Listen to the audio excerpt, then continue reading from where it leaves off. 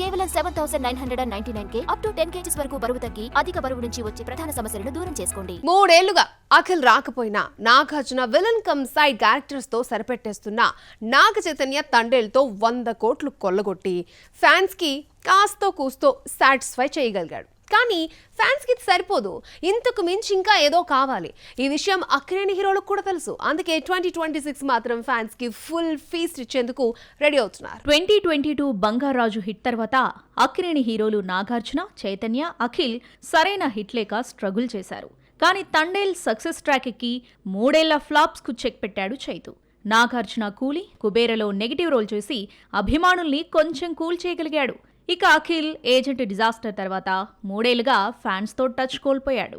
2025లో అక్కినేని హీరోల movies fans కు అంత సాటిస్ఫాక్షన్ ఇవ్వలేదు. అందుకే 2026లో మాత్రం ఫుల్ మీల్స్ పెట్టేందుకు రెడీ అవుతున్నారు. ఈ ఇయర్ నాకు స్పెషల్ ఇయర్ కాబోతుంది. ఇప్పటి వరకు 99 సినిమాలు కంప్లీట్ చేసిన king next political action entertainer చేయబోతున్నాడు. తమిళ దర్శకుడు రా కార్తిక్ టేకప్ చేస్తున్న ఈ మూవీకి లాటరీ కింగ్ అనే టైటిల్ పరిశీలనలో ఉంది. నాగ్ స్పెషల్ మూవీ కావడంతో మనం తరహాలో చైతు అఖిల్ ను కూడా ఇందులో కీ రోల్ చేయనున్నారన్న వార్తలు వస్తున్నాయి. నాగ చైతన్య తండేల్ తర్వాత కార్తిక్ దండు దర్శకత్వంలో మిస్టరీ థ్రిల్లర్ వృషకర్మ చేస్తున్నాడు. ఈ ఏడాదే ఈ సినిమా ప్రేక్షకుల ముందుకు రాబోతుంది.